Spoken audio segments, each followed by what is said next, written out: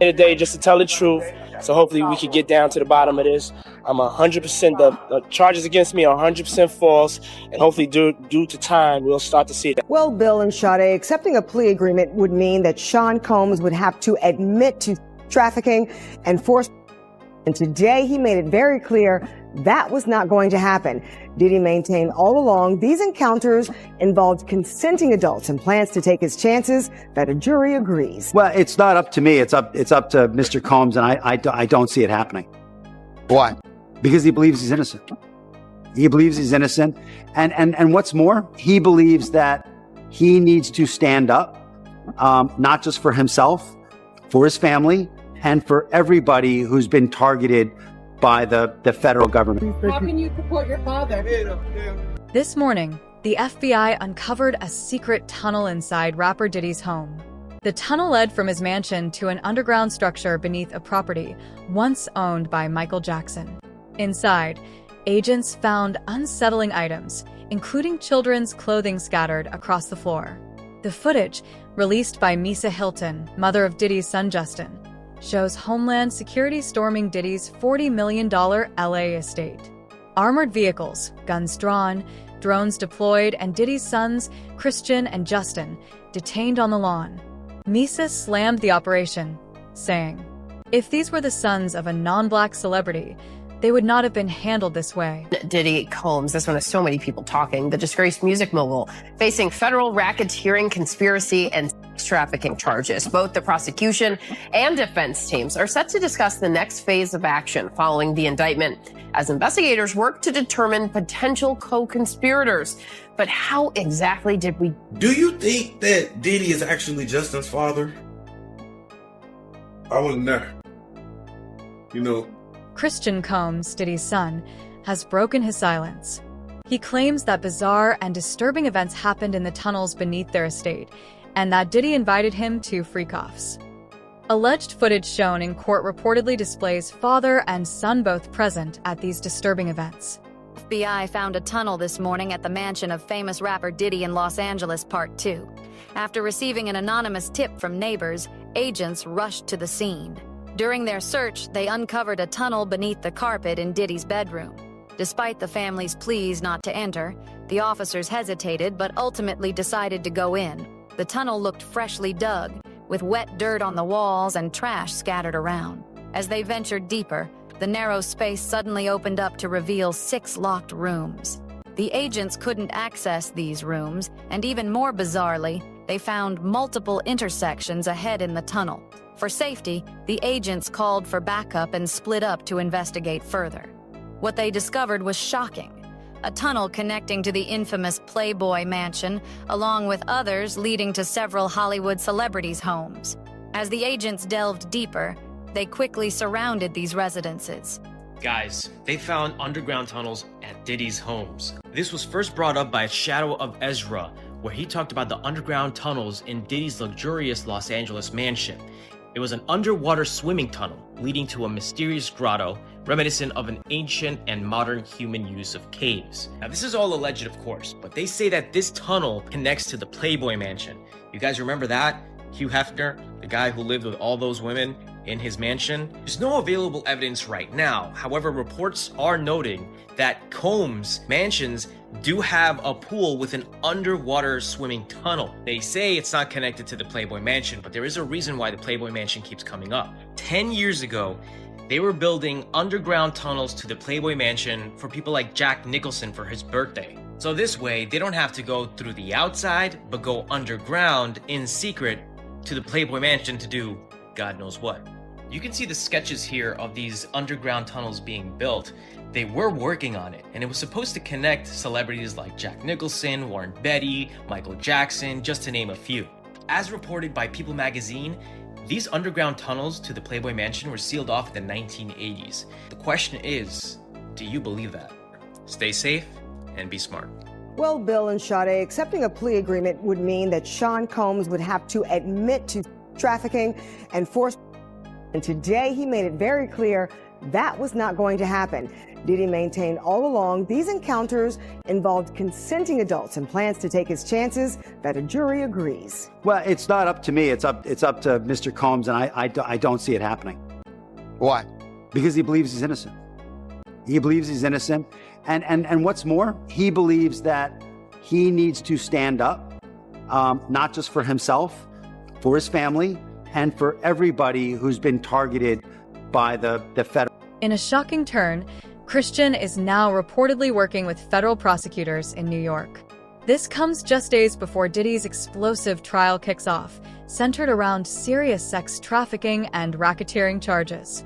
If there's a connection yet? I feel like authorities are so stuck in time in the past where, like, they say, oh, don't look into this, don't investigate this, these claims aren't real. But then we see social media sleuths put together these stories and solve investigations. I'm not saying the authorities aren't smart people, they can figure it out, but sometimes the help from the public can lead to, us actually figuring out the truth. But do the authorities want the truth? It really matters who's at the top and who they're trying to protect. Another conspiracy theory that circulated at the time of the raids was that Diddy escaped through an underground tunnel. I do believe he has an escape route planned when it comes to his Miami property because he can easily access the Bahamas through a boat. When it comes to his LA property, he might have a backup plan, which kind of explains these tunnels. In case you're wondering where Diddy hosted these parties, specifically the parties that took place underground, I was absolutely shocked to find out that there is an underground mansion with tennis courts, indoor pools, marble everything, a literal ballroom. And this checks out because Ali Carter was talking about this underground ballroom. Like, actually, imagine being 5 floors beneath the surface. Willing to bet there's no cell service. What are you going to do? Scream? Run? Where are you going to go? Actually terrifying to know that this exists. Like, just want to play tennis in my underground mansion. I have no words. It's crazy. I literally took one sip of my beverage and the whole side of my face felt like I had a stroke. Isn't that, to my mind, that's one of the bigger hurdles in selecting a jury this coming week, is that there is, at least anecdotally, and, when I talk to people, they have that opinion, strongly held opinion, that there's celebrity tapes, that they've kind of conflated Epstein, and you mentioned Ghislaine Maxwell and all of these things into Diddy. There's this idea that somehow this is Epstein. Rumors surrounding Diddy's estate have finally been confirmed. The FBI verified that Diddy's master bedroom hid an entrance to a tunnel system, tunnels that link directly to the Playboy Mansion, originally built in the 1970s. Christian was found inside these tunnels during the 2024 raid. Christian reportedly arrived very intoxicated and then proceeded to pressure Omarki to take shots of tequila. She did. Christian allegedly tried to get her to drink more in the yacht's makeshift studio. Omarki alleges that Christian kissed her neck, kissed her face, as he groped her legs, breasts, and private areas. Omarki reportedly told Christian, quote, "Excuse me, you don't touch my legs like that. I'll move my legs where I want to. If I want to do this, then I will. You don't touch my legs like that." Omarki then says that she told Christian she couldn't stay with him unless it was approved by a supervisor, all of whom she knew would be asleep at the time, so this was a way for her to get out of the situation. She claims that Christian said, "Who can I talk to? I'm going to say I requested you right now." Omarki then says she responded with, quote, "Well, you can take your hand off my ass for the first thing." Omarki says that she tried to go back to her work, but Christian found her again, wanted her to find him a place to sleep for the night. So she ended up taking him to the cinema room for the yacht, which doubled as a place for people to sleep. And she claims that is when Christian blocked her and groped her, took off his clothes, tried to force her to perform oral on him. She says that she was able to fight him off until someone came in. What made you come here to support Puff? I'm supporting Puff because he's innocent, and I'm wholeheartedly believing his innocence, and I know he's innocent. So, Well, you say you know he's innocent. 1,000%. Mr. Combs feels A, he's innocent, which is why he's not going to plead guilty.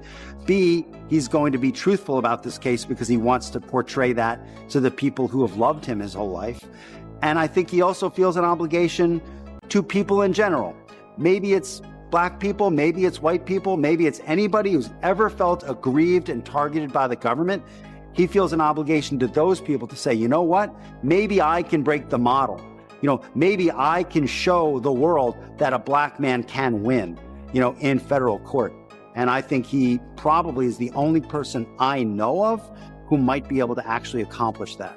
And when the judge did, Diddy, who was sitting at the defense table with his attorneys, did not show any signs of emotion. He took a sip of water before he was led out of the courtroom by the U.S. Marshals. Now, his lawyers have vowed to fight this. They are going to be back in court. September 2024. Diddy was arrested 6 months after federal raids. Investigators now suspect he tried to flee using secret tunnels beneath his Miami home. Leaked court documents claim Christian is facing a sexual assault lawsuit too, accused of drugging and harassing a woman at one of Diddy's infamous boat parties. Start those conversations, because that's not your child. You know what I'm saying? And for you to keep him that close, it's like you kept him that close because he might got your secrets, because he's not your child. So if he's not your child and you that type of person with that type of character, you don't mind actually doing it to him when he finally reaches a certain age, because he's not yours. And you know in your mind he's not yours. And now you keep him real close to you. You make sure he don't go to his daddy. Why? You make sure he's separated with him and you provide him with everything he wants. Why? You got one of them little Michael Jackson secrets? He got one of them secrets that he can't tell nobody, because his legacy, his manhood gonna be, and not only that, his brother no gonna look at him crazy. Only Puffy know, only God and Puffy. You're talking about Quincy, right? I don't know. All I'm gonna say is, I don't know. I'll be sure, son. All I'm gonna say is, who's infatuated with another man's son now, like that? Like that seemed like grooming to me. That's his daughter's brothers. Get the fuck out of here, huh? Now, as far as jury selection goes, I think the biggest takeaway for me is that both sides expect to have all of this done in the matter of 3 days. Now, given just how high profile this trial is, I was kind of stunned that they seem very confident that they will be able to seat a jury in that amount of time. What happens is, if people go into a trial believing the firepower on the prosecution is so strong, let's say on a scale of 1 to 100, it's a 95, that it's so strong, but it goes down to an 88. That helps the defense, because everybody goes in thinking, wow, they're going to prove this, and they're going to prove this, and they're going to prove this, and all of a sudden, none of it's there. I think that industry insiders have long questioned Diddy's relationship with his stepson Quincy. Now, artist Freddie P claims he personally witnessed inappropriate grooming behavior going back to Quincy's childhood. It appears no one was off limits in Diddy's world, not even family. Yeah, my mom's gorgeous. Hold on, let me introduce you to my mom, called Ma Dukes. Hi. She's getting a drip with me. She's hydrating. What's up, Ma? Everything's good, baby. I'll be with you. Yeah. I love you. I love you too.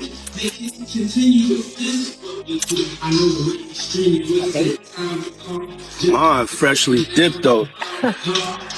So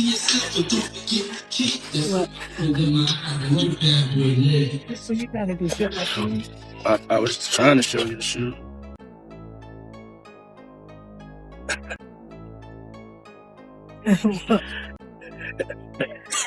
Yeah, my mom's is single. Mom's is single. I ain't gonna hate on my mom's. She's single. Me and my mom talked about one time doing a dating show with her. And she's so picky. She's so picky, they don't stand. But yeah, that'd be the funniest show in the world. It will be. Especially with me. I don't even want to get started if she was doing that. We're not doing that. Cause yeah, my mom's single. Yeah, for real. Mom Duke know how to have a good time.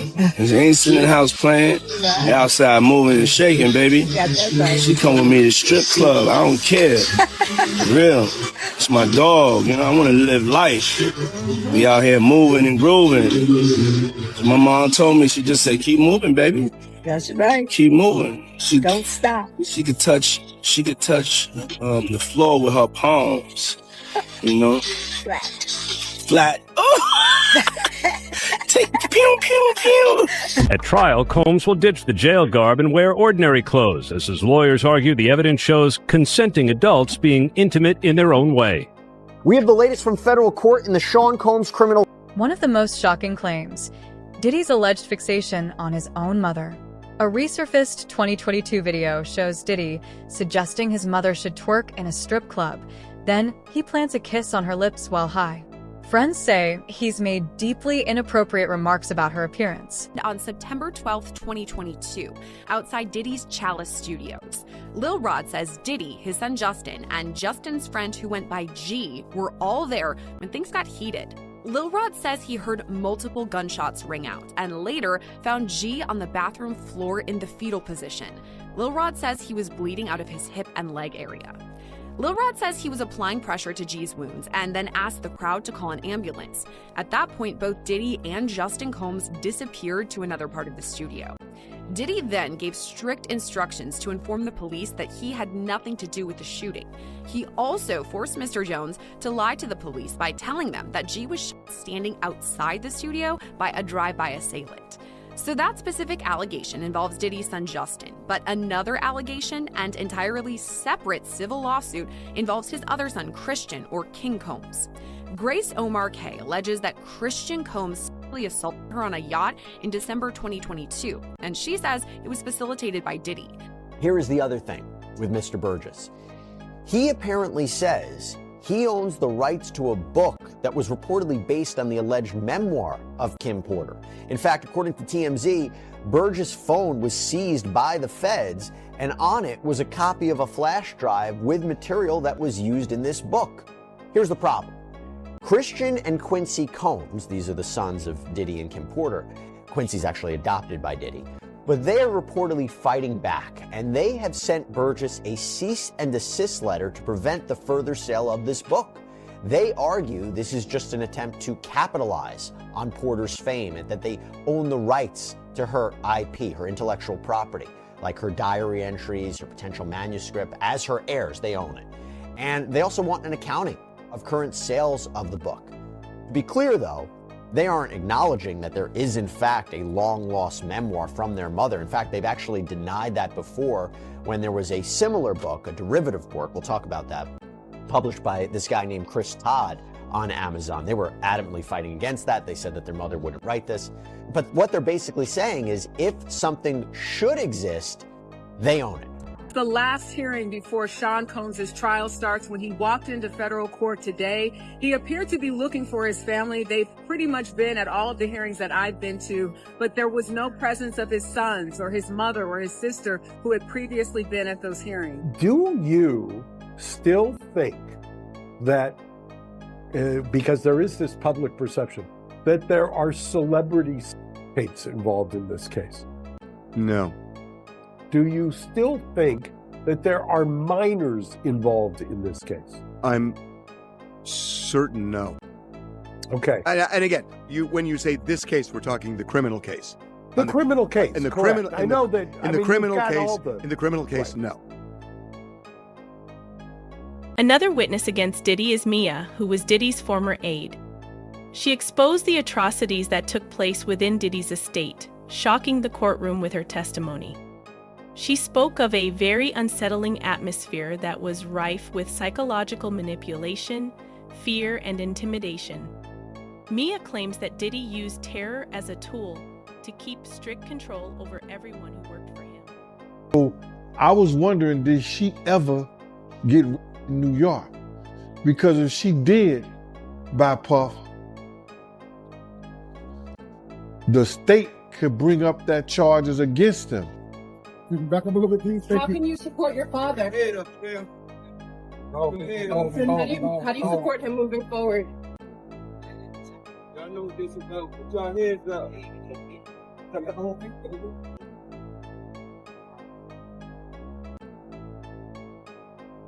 At trial, Combs will ditch the jail garb and wear ordinary clothes, as his lawyers argue the evidence shows consenting adults being intimate in their own way. We have the latest from federal court in the Sean Combs criminal case. Status of jury. According to court documents, Diddy's other son, Justin, played a key role in organizing and covering up the freak-off parties. He allegedly helped recruit ex-employees for Diddy's events and was first to warn Diddy when Cassie's Bombshell tape was about to be released. With legal analyst Misty Maris. And Laura, you are learning Combs could potentially be removed from his trial and not allowed in the courtroom. What can you tell us? That's right, Nicole. This has just happened in the last few minutes, and this would be a huge development if he is removed for the rest of the trial. And what has happened here, as we are going through the cross-examination of one of Cassie Ventura's friends, who we've been telling you about, Brianna, who has been on the stand, Sean Combs has been, according to the judge, vigorously nodding during some of this cross, engaging with jurors, or at least appearing that he's trying to, looking at jurors. That is not allowed. And as you mentioned, legal analyst Misty Maris is here. I'm just going to scoot her in. This is breaking news, so we're just bringing her right in because we're here at the courthouse together. You just came over to tell me what the judge said. Explain to us what this means. Yeah, so this was huge because what the judge admonished the defense team, saying that Combs had been engaging with the jury, meaning that he's making direct eye contact with the jury and having a reaction, nodding his head. The judge said this is jury interference. It's to influence the jury, and actually referenced that the defense was warned not only today during Bongolin's testimony, but also had been warned previously during the testimony of George Kaplan. So this feeds into a federal rule which relates to disruptive conduct by the defendant in the courtroom. And the rule says that if somebody is warned by the judge, if the defendant is warned, but the conduct continues, one of the consequences could be removal from the courtroom for the remainder of the trial. And Laura, that is of huge consequence to the defense. Yeah, and all along we've been seeing Sean Combs, passing notes, and that's allowed with his defense. He's been very active. He's been paying attention, and we have heard of him nodding along during some of the testimony, but this is something different. Correct. So engagement with your attorneys, passing notes during testimony, even being a bit reactive to witness testimony, looking at the witness and perhaps having a reaction and looking engaged, all fine. It's when it comes down to engagement with jurors and something that could tend to influence them in some way. And what the court looks at is their influence or intimidation. Is that what the defendant is doing, and could it have that impact? So here the judge was taking a very strong stance. And keep in mind, from the defense perspective, that would be the most severe consequence, removal from the courtroom, because every defendant has the right to face their accusers. Lawyers had argued that he had made good faith efforts by showing up in New York, ready to surrender to face these charges. But prosecutors said that he could not be trusted, that he has a history of trying to intimidate witnesses, including some who are going to be witnesses in this case. They urge the judge to remand him. He knows the deck is stacked against him. They've got a ton of evidence. Take the plea deal, dude. Just take it. Well, my guess is that, because we don't know the deal of the plea deal. At least I don't think we do. True. Former assistant Mia testified in court, describing a terrifying environment at Diddy's estate, full of manipulation, fear, and control. She claimed Diddy used psychological abuse and threats to keep everyone silent and obedient. The judge was going over his issues with juror number 6, and although he did not make a final determination, his thoughts on juror number 6 being removed were pretty clear. He stated that in the initial process, juror number 6 said that he lived in the Bronx with his fiance and his daughter. Then he turned around a while later and said that he moved to New Jersey with his girlfriend, and also said that his daughter lived in New Jersey. But then it changed again and said that his daughter lived in the Bronx with his aunt. And he referenced that this was only a couple of the inconsistent statements, that there were more. The judge then stated that he wants this juror off the jury because there is no reason why this man would have to lie, and the only reason he would lie is to be a part of the Diddy trial, which made him worry that this juror might have a malicious intent or an agenda. But then after the judge said that we need to strike this juror off of the jury, Diddy's team started bringing up more arguments about this. Diddy's lawyer said that this juror is important because they need diversity, and he is only one of 4 black men that sit on the jury. He also said that he doesn't believe that these inconsistencies were that big of a deal where this juror would have to be removed. Diddy's team was arguing that this is something that should have been brought up weeks ago, and nobody brought this up, and the government is saying, listen, I didn't even know about this back then. Then Diddy's lawyer said something really, really weird. They said, just bring this juror in, just question him. I'm sure it's nothing. I'm sure he'll be able to explain.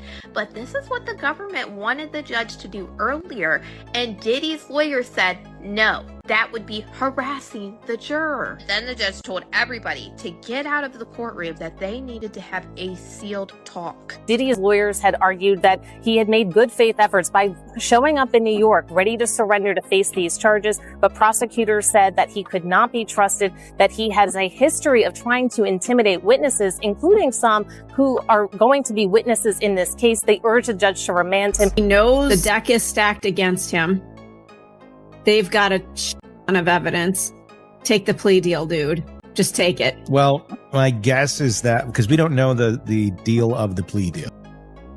During the trial, the judge caught Diddy trying to communicate with jury members and threatened to throw him out of court. Rumors swirl that one juror has already been compromised. Clip 11. Juror number 6 exposed. Shocking revelation. Juror number 6 lied about his identity and background. Insiders believe Diddy's team planted him as part of a larger plan to trigger a mistrial. Trafficking and racketeering case. Defense attorneys claim prosecutors presented false evidence alleging Combs dangled a woman from a balcony in Los Angeles in 2016, saying that they can prove he was in New York City at the time. Let's bring in ABC News legal contributor Bernarda Villalona to break this all down. Thanks so much for being with us. Diddy's team claims that the woman committed perjury on the witness stand, and that's why they were asking for a mistrial. What do you make of this move? Yeah, so I was in the courtroom when this witness was testifying and when the defense attorney, Ms. Westmoreland, confronted this witness with the travel arrangements where Sean Combs was in a different state when she alleged that she was dangled over this balcony. So in terms of what the defense is trying to do, they're trying to prevent a miscarriage of justice. They are asking the judge to step in and not to wait and see what a jury would do, because now they've shown a pattern of prosecutorial misconduct by this prosecutor. Number one, with the insinuation that Sean Combs has something to do with paying off LAPD to get rid of evidence, and now with condoning this perjured testimony. So yes, they're asking for the judge to step in now and make a decision and not to wait to see what a jury would do. Also to remember that they're doing this now because they are doing two things. They're also trying the case in front of a jury, but if there is a conviction, they want to make sure that they have brought this issue up before this judge, so that way an appellate court can review this decision. Okay, thank you for explaining that context there. And prosecutors, they are expected to respond to the mistrial request before court resumes tomorrow. What do you anticipate will happen? So on this specific issue, I think the judge is going to deny the defense's request for a mistrial. The reason being because they're dealing with something having to deal with the credibility of a witness.